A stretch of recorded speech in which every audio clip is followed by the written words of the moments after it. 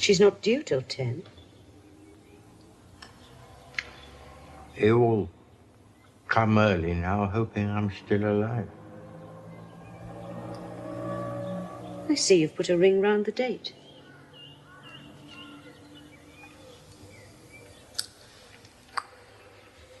He would have been 80 today.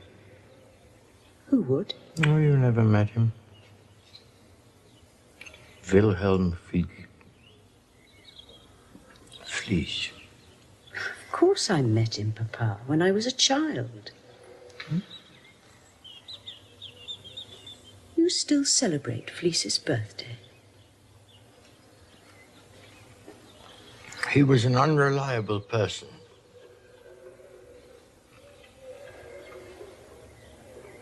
But I loved him once. Are you sure you feel well enough to see this woman?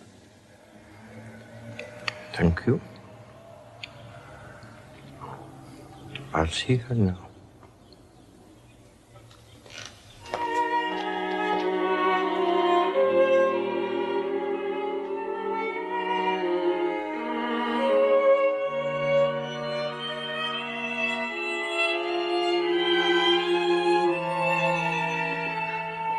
It's not much of a view. And you could do with a few more things on the walls. Would that be so bad, something to look at?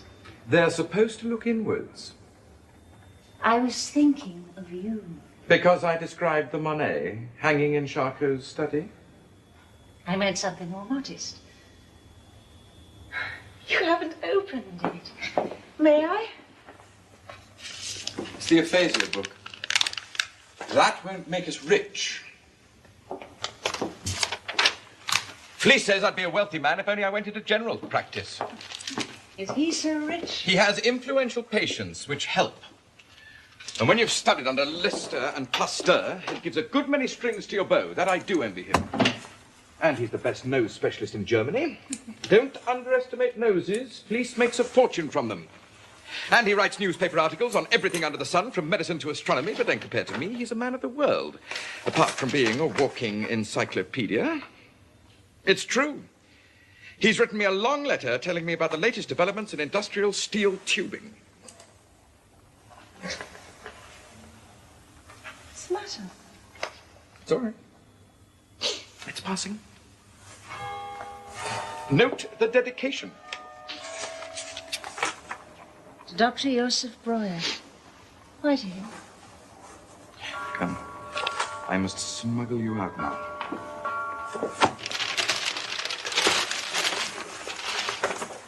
This is my secret exit. The patients come in through there and go out through here, so they never have to meet. Alternatively, I can slip out without anybody knowing.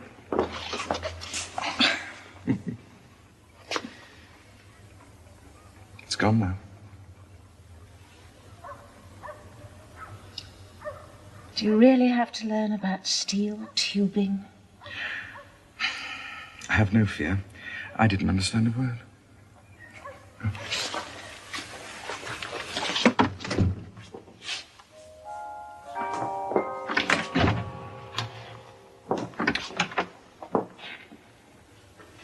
Fräulein Elizabeth. Frau von Rieberg.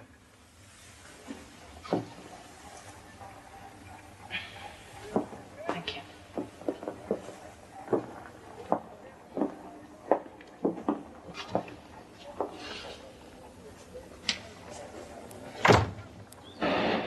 There are days when I feel quite helpless.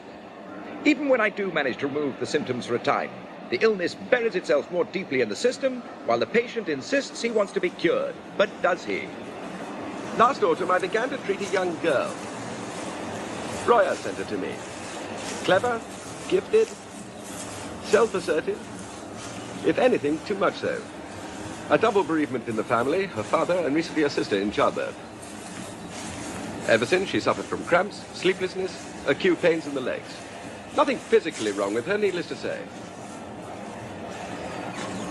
You've tried electrotherapy? Yes. And she doesn't respond to it? On the contrary, she loves it. Result, one day she's released from pain, completely cured. The next, She's doubled up in agony, pleading for treatment. I tell you this, she's virtually an addict. I know the kind. Sometimes it's the same with hypnosis, don't you find? Especially with a certain class of middle-aged woman. Almost certainly in love with a gynecologist, receives a pack of doctors 3 times a week. And when you enter the room, she's half hypnotized already.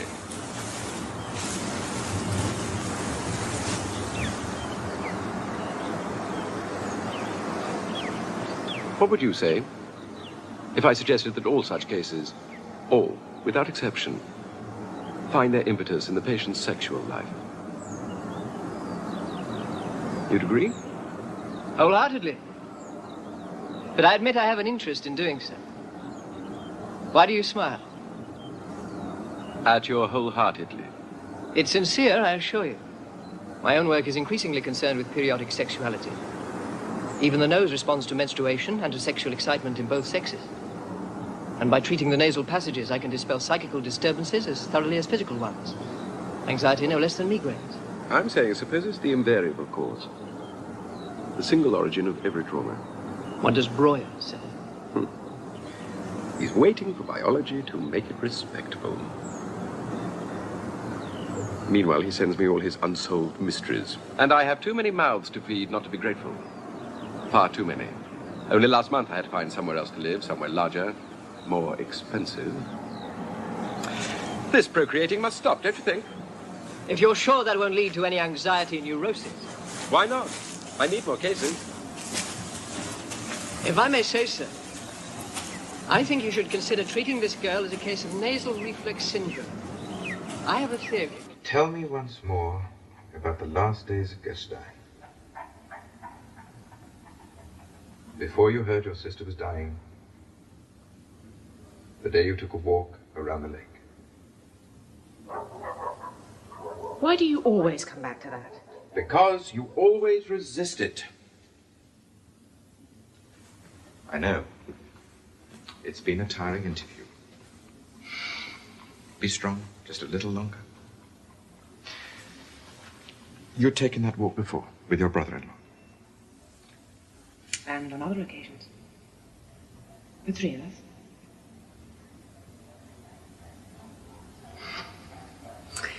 You may smoke, Dr. Freud, I don't mind. And I know you're longing to. Thank you.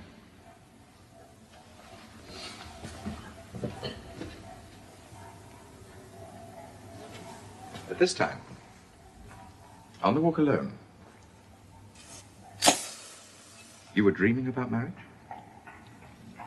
Thinking about it, yes. An unusual train of thought? For me? Not really. I've never met anyone appropriate, that's all. And that day it was no more than natural to think about it. When you see someone as happy as my sister was. And when you're so unhappy yourself. So you sat down to rest.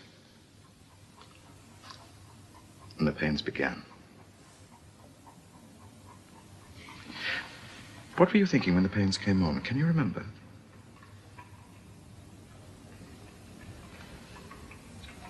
I don't know. Try.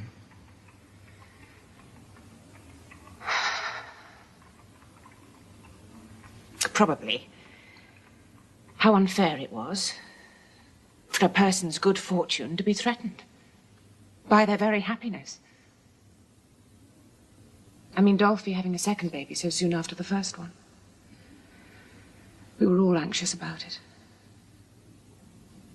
So when you got home, you took a bath to ease the pain. And at first it was soothing, the cramps relaxed. And then suddenly they came on again, this time for good. Oh. Why? Oh. What gave rise to it this time? Think. Look at me. Remember how it was. You're in the bathhouse, in the warm water, lying at ease, thinking about the day, about the walk you took, about Adolphine and her baby, in the warm water, free from pain. Listen to me. No.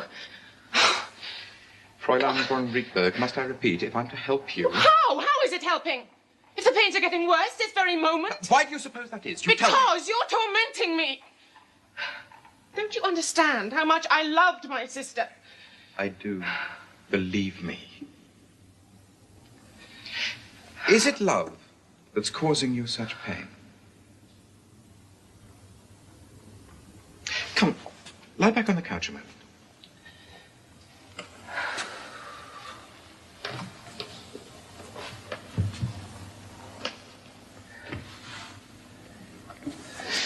Then put your head back where I can reach it. Rest it back.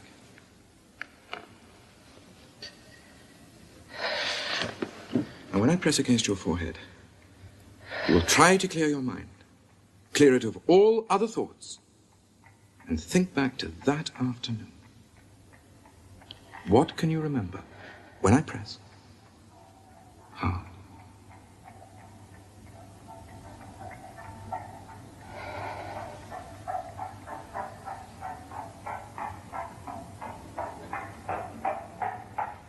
Something now. The memory's coming. Only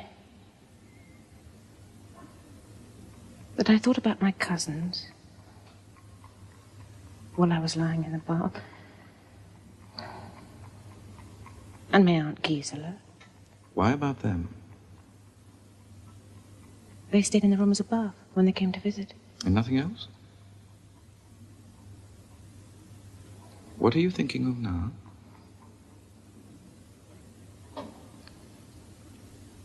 My mind was elsewhere. Yes? You could tell. Just answer me. What are you thinking of? The garden house. The garden house? At Reichner. Where Dolphy died.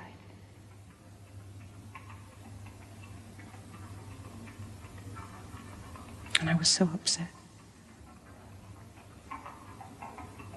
He wasn't there to meet us at the station. Your brother-in-law? Why were you so upset? That was when I knew. I thought I couldn't move another step. I'd seen it in his face. Beside the lake. How worried he was. And when they left for Reichner, he looked at me to warn me that it would never be the same. That it was the end. And then the telegram. On the journey. And silence. And when he wasn't there, I was so afraid it was too late. That it had all come true. That she was lying there. And he was all alone with her. And she was dead. Oh, help me! Fräulein von Riedberg, don't you know that you're in love with your brother-in-law? No! Oh, no! Don't stop no! now! No, haven't you say such a thing! Look at me! Oh! Remember when you arrived at last, when you came into the garden house, into her bedroom, and you saw her, you thought... I thought, what did I think? Tell me! I thought now he's free again and I can be his wife! Is that what you want to hear? Is it the truth?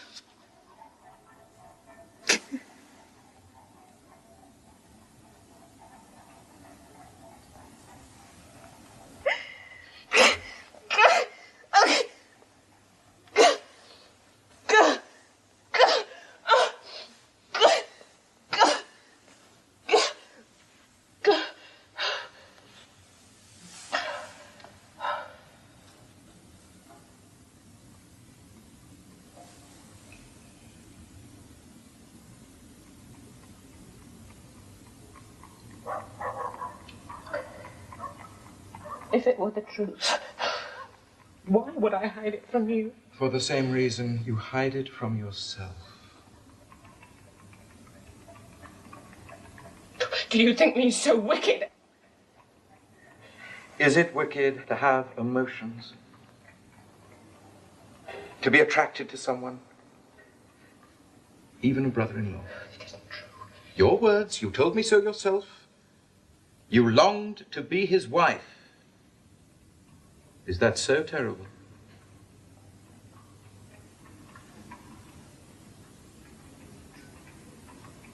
You think me without shame, then? On the contrary. Why do you think you've fallen ill? Because you are ashamed. And the force of your illness is no less than the force of your moral will. You may take it as a tribute, if you wish, to fend off immoral thoughts. See, the mind refuses them, but the body has no conscience. Thankfully. Or we should never suspect what others sometimes struggle to endure.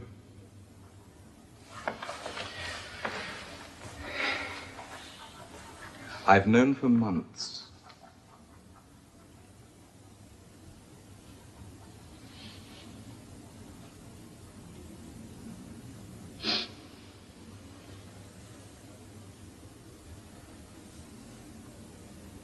Will you tell Dr. Breuer what I said today? Not if you don't want me to. He is your doctor too, of course, and as such, shoulders the same responsibilities as I do. Are you afraid he'll speak to your family about it? I can assure you. I'll say you talked me into it. It's true, you did. Tell me something. Where do you feel pain now? Here. In the thigh. A little. Only a little? Come, stand up, please.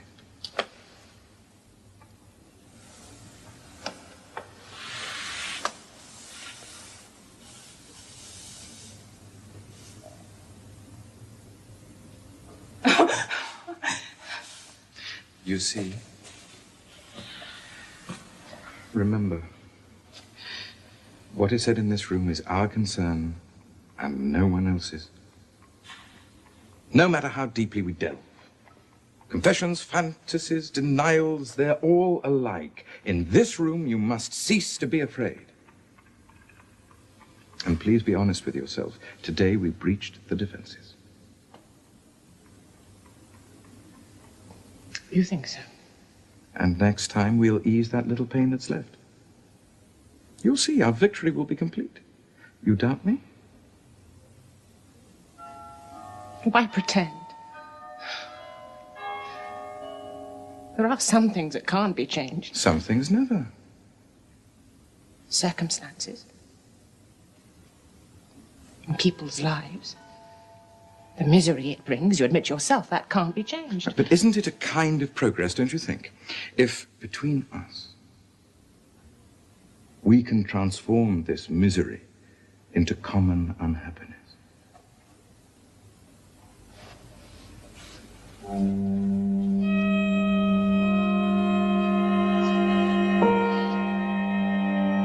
Till next week, then.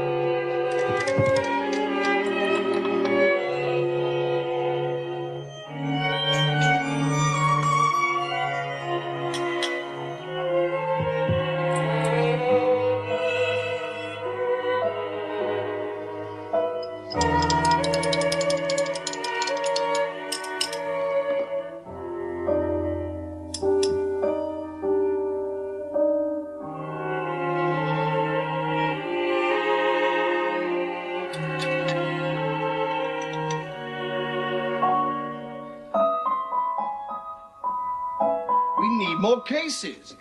It would be most unwise to publish the results of a few inconclusive trials with a new method which can only... It's 10 years since you began with Bertha Pappenheim. A method which can only alarm patients and alienate professional opinion, you know that.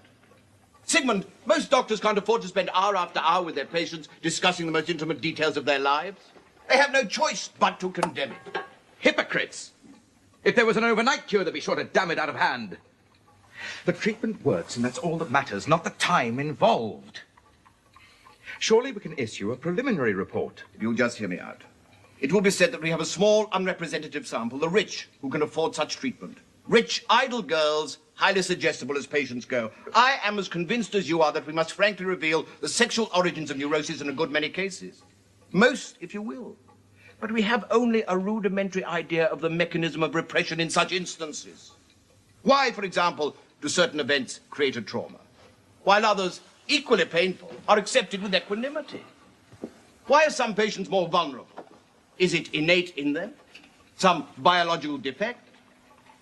To rush into print merely to indulge in abstract speculation. You've been reading this? My efforts on aphasia? Oh, yes. Yes. Excellent. You didn't think it failed to live up to its dedication? On the contrary. It won't sell 50 copies, but it'll get me a pat on the back from the neurologists. Won't it? Well, there is controversial matter there, too. But yes, of course. It's very well written. For someone whose mind is taken up with too much abstract speculation? Now, really, I didn't mean that. Is there no pleasing you? Joseph, this is my sop to science. You could at least applaud that if you're going to cavil at my prurient interest in the neuroses. It's nearly 8 o'clock. You must forgive me. Sometimes I think I should move to Berlin. They have more stomach for controversy. The more extravagant, the better, to judge by your friend Fleece. Then you'd recommend the move? Or do you think his notion's merely extravagant? How touchy you are. Not at all. But, Sigmund, it's the same in Berlin as anywhere else. Brilliant ideas must have an acceptable source. Why else are you so keen to have my name on a preliminary report? Take Fleece himself. He's paved the way for years. Built up a network of powerful allies. Men like Helmholtz. That's where you're wrong. You speak of Fleece. He's every bit as much of an outsider as I am. But in Berlin, instead of patronizing him... It's true. Fleece has no special title to acceptance other than his worth. His father was a merchant, none too successful, a provincial Jew come to the city to make his fortune and failing, just like mine. They even share the same name, Jakob. The difference is that while I fester here, he breathes a different air, less stale, less musty, but at least he understands my impatience. After spending time with him, I feel quite reinvigorated. My appetite for work returns. I'm full of new ideas. You made any progress with the Von Rietberg girl? Yes. Yes. Extraordinary progress. She deserves a whole book to herself. I'll settle for a chapter. The paralysis in the right leg is completely cured. Congratulations. And the business with the brother-in-law finally found its way, kicking and screaming, to the surface. Have you read Byer's book on the medieval witch trials? You should. The Inquisitors are our true forebears. And all those women possessed by demons, possess in the carnal sense of the word, of course, the unrepentant brides of Satan. They're still with us. Only we call it hysteria. You say you have no more trouble with the right leg? No. And what's strange, comical almost, is how pedantic the disease is. Do you know that when she thinks of her brother-in-law, it affects the right leg, but when she thinks of her father, it affects the left? We have yet to tackle that more delicate conjunction. And we shall, exhaustively. I found my vocation, Joseph, as a witch finder.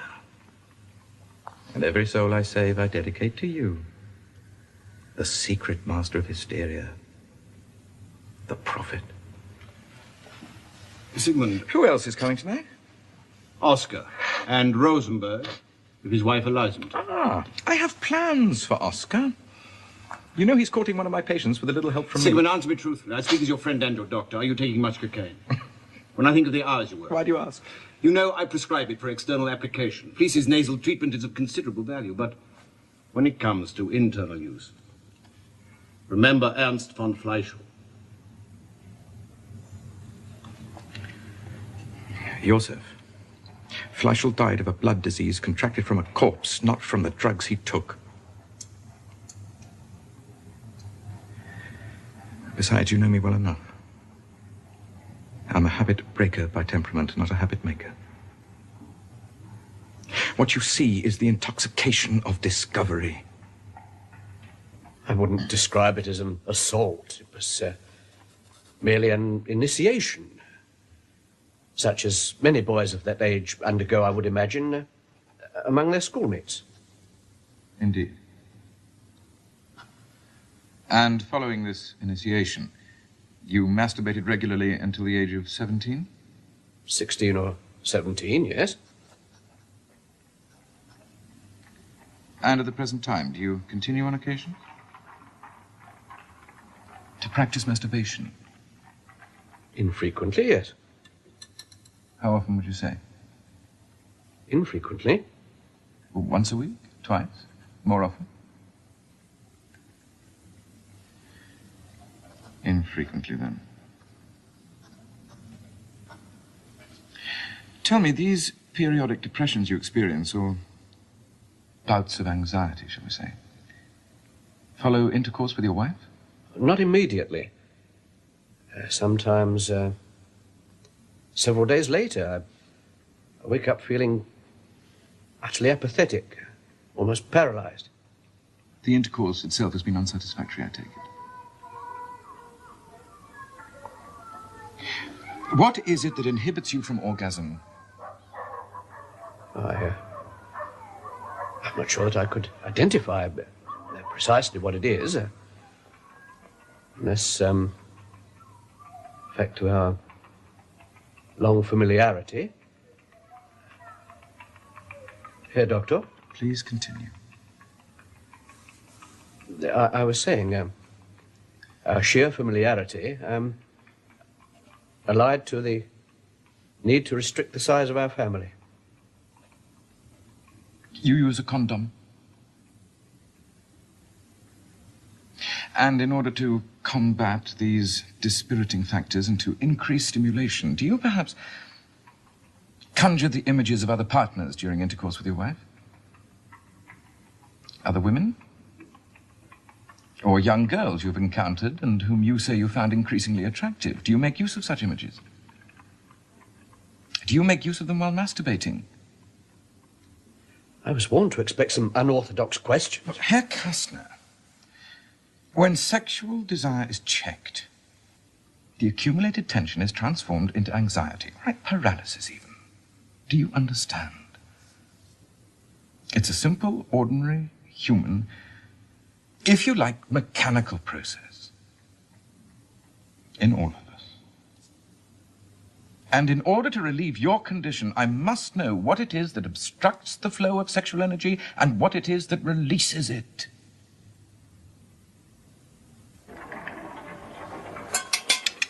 Thank you.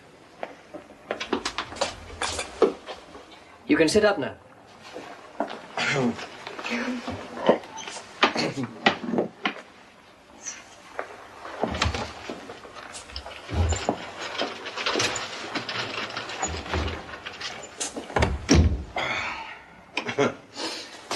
I have some news for you. We exchanged love tokens last night. Not with Fraustein, with the Divine Ida. The Divine Ida. Love tokens, eh? I hope her token was in proportion to her divine wealth. There's no need to look so sheepish. I suspected you hadn't come to Vienna just to treat my migraines. Don't tell anyone yet. No. But I think I'm shortly to be married.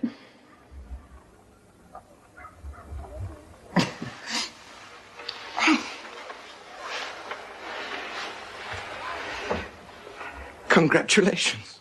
Slowly, Siggy. How does it feel? Nose.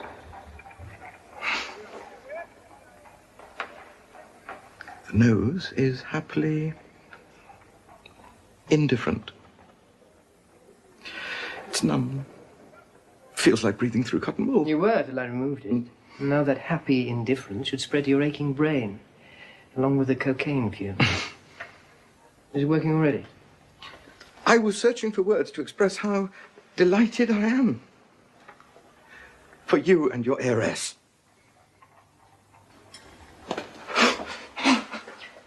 Do you feel dizzy? What's the matter? Oh, you should have warned me. Siggy, what is it?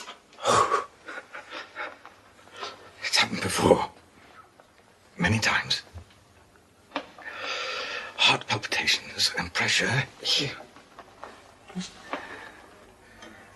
It isn't the cocaine. Breuer says perhaps myocarditis. I shan't live long. I've known that for some time. I don't believe a word of it. You're smoking far too much. I know my constitution couldn't stand it. I don't suppose it I yours keep can. dreaming farewell scenes. I know. I can't help it. Wilhelm. It's awful. Stop this. I won't hear it.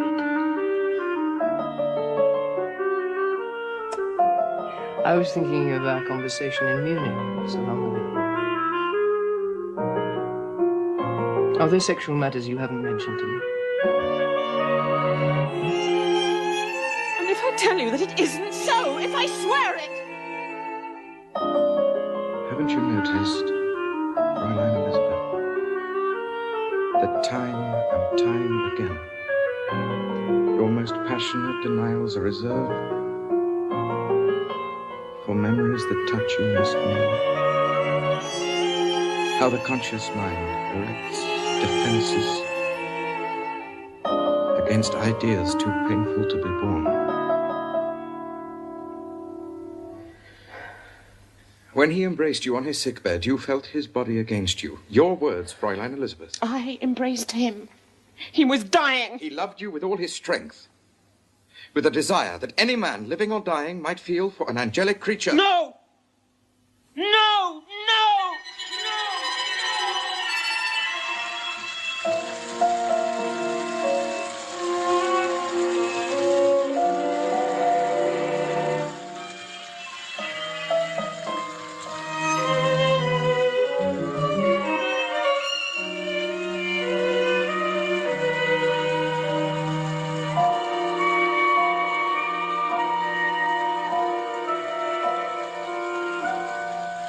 He died of a disease contracted from a corpse.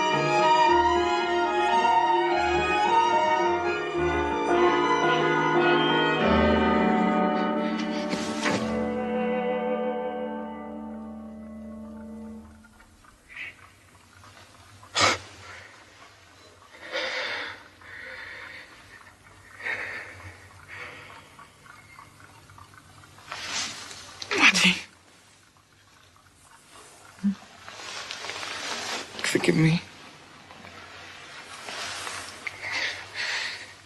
I feel as if I'm throttling. As if I must get out of bed, out of the room, out of the house. Do you want to get up?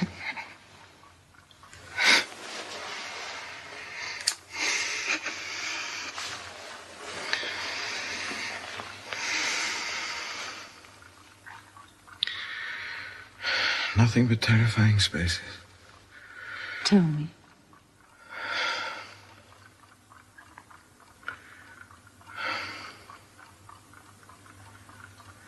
Agoraphobia.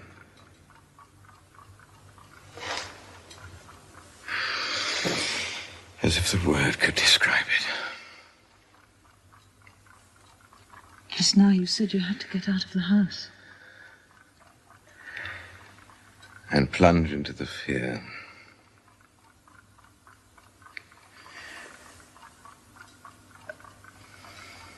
You understand? Explain it to me. This agoraphobia. That was in the dream. It's gone. Don't look so anxious. Dreams tell us we're all neurotic. They don't distinguish the healthy from the sick, unfortunately.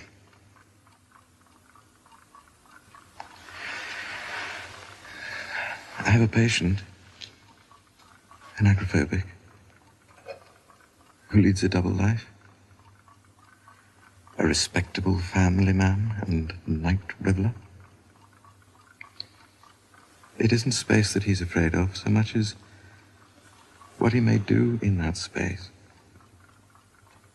Indeed, whom he longs to visit. Prostitutes, no doubt.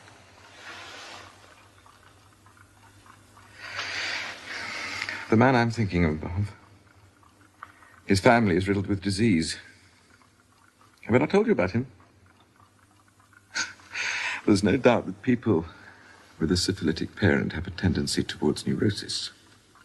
You used to tell me about all your cases. I'm telling you now. A man who made a sensible marriage, happy, blessed with children. He and his wife practiced coitus interruptus for a time. And now when I ask about you... You used to listen better. I am listening.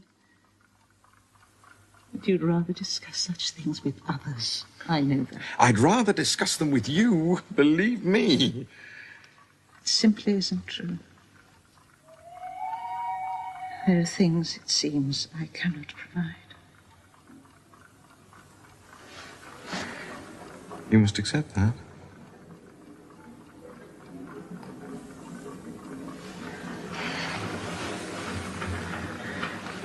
A particular kind of companionship, for instance,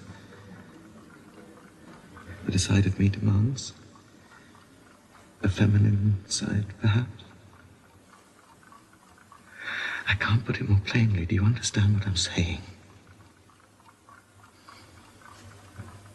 Fleece himself believes that we contain both sexes.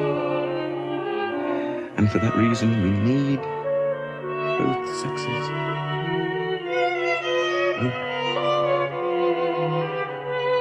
Equally, I need more than male companionship, more than a sounding board. I feel so listless last night. Unable to walk. Dull-witted, wretched, and ill-tempered. Only you can help. Last summer you couldn't work because you were too happy. You lacked the necessary misery The moderate misery, not the necessary misery. It's what you said. But I was happy we were making love then. Well, all this is my fault. Your listlessness, your dreams. Nobody's fault. We agreed not to take any risks till you were stronger. It's only pregnancy that's dangerous. Dr. Rees suggests... Oscar's a fool. I know what he suggests. I've seen more than enough of the spiritual poisoning that comes with contraception and other recourses. As in the case I was describing to you, no doubt rather clumsily, trying to draw attention to some of the inevitable difficulties.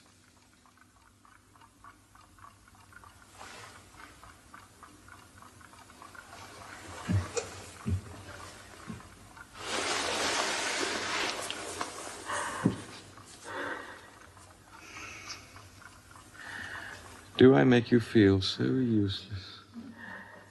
No.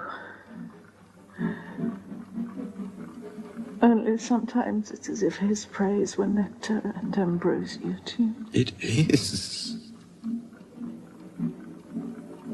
Don't you see that apart from you, Fleece is the only doctor who takes it for granted that my work is a serious scientific endeavor like any other? Not just some unsavory obsession with erotica.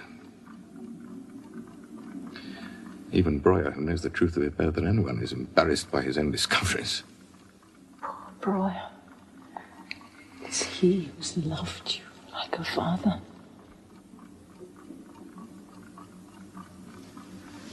Just so.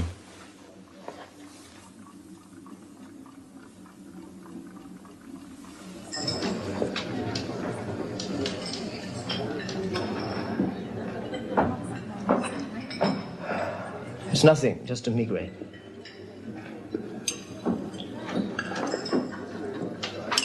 Right side or left? Left.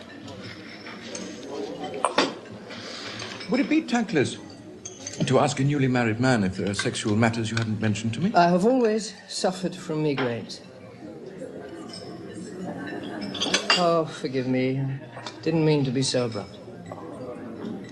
And the answer is no. I have no complaints. Except exhaustion and a general debility.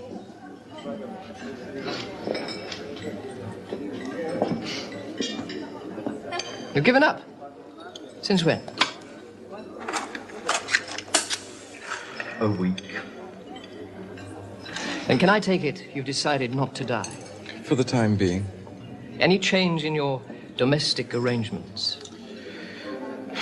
Only to the extent we've had separate beds installed. Well, we're like the couple who go to the doctor to ask how they can best avoid having a baby. And he says, drink a glass of water. Before or after, doctor? Instead. Unless you can think of a better way. There's someone trying to get your attention.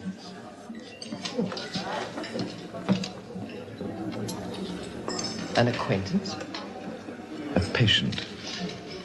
Fräulein Eckstein. Attractive girl. Advanced views on womanhood and the battle of the sexes. Where's the chaperone? It's a sister.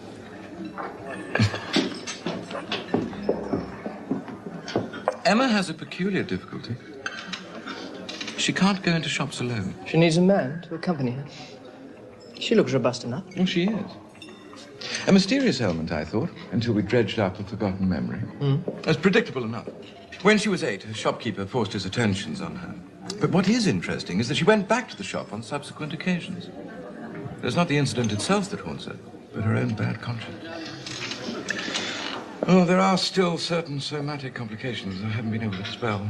Persistent stomach cramps. But one thing I'm sure of, there are 2 distinct responses to such an event.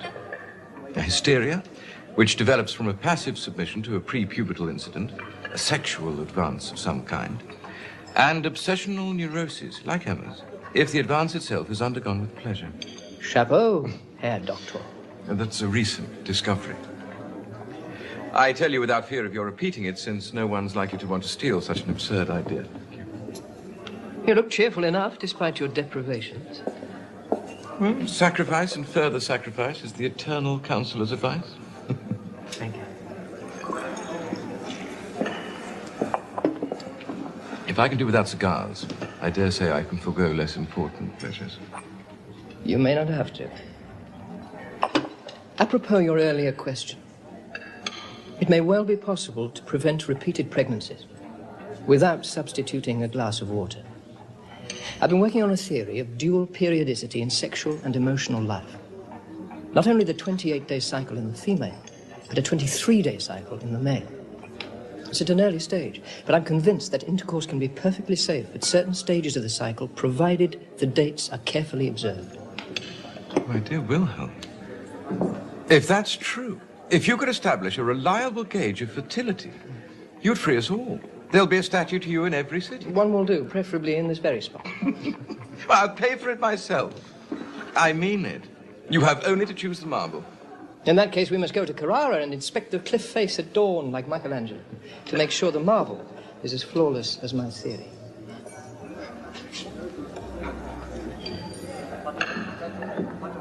My reputation suffers just as much as yours.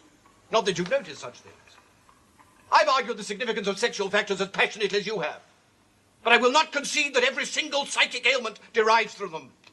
I'd like to know what gives you the authority to disregard all other causes. My own experience, Joseph. Mine. Don't you realize in this field, self-knowledge is worth 100 patients? Delusions, nightmares, depressions. I've suffered amply from them in the last 12 months. There have been days when it was more than I could do to cut the pages of a book. Do you think I don't know why? And when I find you, sick and wan at home, staring at a hand of patience, do you think I don't know why that is? Do you think your wife doesn't know why? See, that's the difference between us. When sexual problems affect you, you hide behind the age-old conspiracy of silence, as if we couldn't guess that impotence had invaded the Breuer household, the dreadful secret. Really, one cannot talk to you in this mood. One cannot talk to you in any mood. You're growing senile. In the head. This was not what I came to discuss with you. You astonish me. Herr Hartmann has written to me from Egypt very anxious about his health. It would appear that dysentery has supervened. Nonsense. He was already showing symptoms. The man's defecatory problems were entirely hysterical. You had to go and send him on a sea voyage. No doubt you resent my having deprived you of a patient. Not in the least. As far as that goes, my work at the Children's Hospital is tiding me over nicely at the moment. Thank you. There's also the matter of Fräulein Eckstein. I gather that Fleece has begun to treat her at your recommendation. He shares my view that the abdominal pains are connected with a sexual trauma. And further, that her hemorrhaging may coincide with menstruation. In his opinion, a classic case of nasal reflex syndrome. I should only like to warn you of a recklessness that others have observed in his approach. Recklessness? I'd have thought you'd be the first to celebrate if the man can find a way to cure neurotic patients without having to hunt the Minotaur through the labyrinth of puberty. Such distasteful labors. Sigmund, I can see you're not well. Well, you don't trust me. You don't trust Fleece, and worst of all, you don't trust yourself.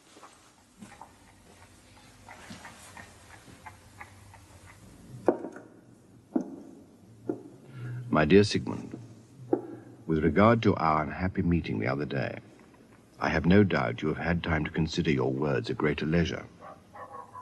I know I have. And I can only offer this conclusion. But while you continue to play the rebellious son, I have no option but to play the aggrieved father. It isn't only neurotic patients, you know, who undergo a giddy transference of their emotional needs onto the person of their confessor. It happens between friends. Nonetheless, I must concede one thing. I'm getting older. It is time I put my head on the block. So, my dear intemperate friend, I acquiesce. Let us publish our endeavors, and may the public never know how close we came to destroying our precious collaboration. Your devoted Joseph. How did you do it? I shouted at him. You can't fault him for magnanimity. No, so long as he doesn't change his mind. And I shan't give him time. I'll work on the book at Schloss Bellevue if needs be. It'll be a pleasure. Perhaps it'll bring in some money. And who knows? Before too long, if you were feeling stronger. Does your husband eat Gugelhupf? Because if it's not out of place to advise one's doctor on his diet, I know a little patisserie. You must come and visit us this summer at Bellevue. Bring Anna. It's just a suggestion, Oscar.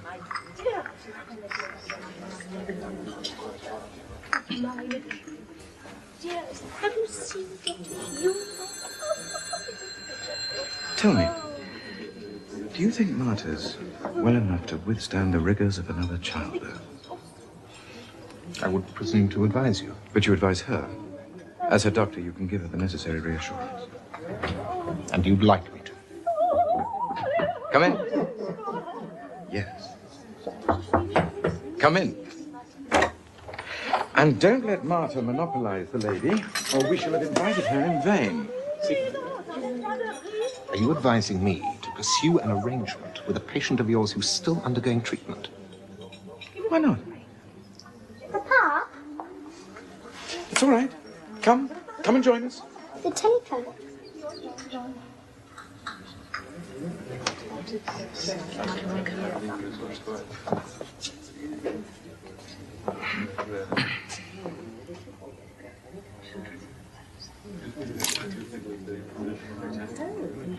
Freud. Speak more slowly. When did this happen? No! Please. No! Please, just put your head back. Just for an instant, put it back. Be strong. We'll soon find the corpse.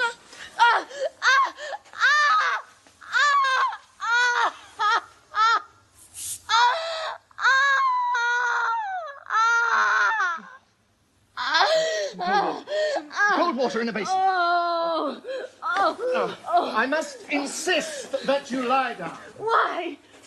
What's wrong? I'm perfectly able to stand! Lie down! You will be all right if you just lie quietly. Do as he says. Please. Be strong. It's as I warned you, she has a history of psychosomatic Yes, I am pains. familiar with the case. When did Fleece operate on her nose? A week ago, 10 days perhaps. And left directly for Berlin without waiting to observe the effects. Is it true that one of his patients had her nose entirely rotted away with a cocaine necrosis? It's you who've been talking to Breuer. Have you ever heard of a qualified doctor leaving an entire length of cotton wool inside a patient? It isn't true. Thank you. Quite still. Head back.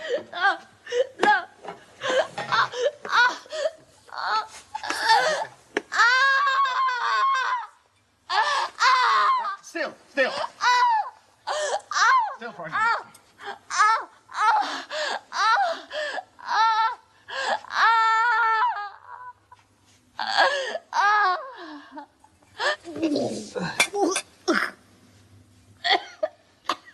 Poor father. I could see the pain in his face. But he never complained. Except at night. In his sleep. They made a bed up for me in his room so that I could stay with him. And at night, when he cried out, it was unbearable. I had to comfort him and lie with him. You understand? I dreamed the devil came to me when I was asleep. He had pearls in his lapel. At least, I thought they were pearls until he took one out. It was a long pin.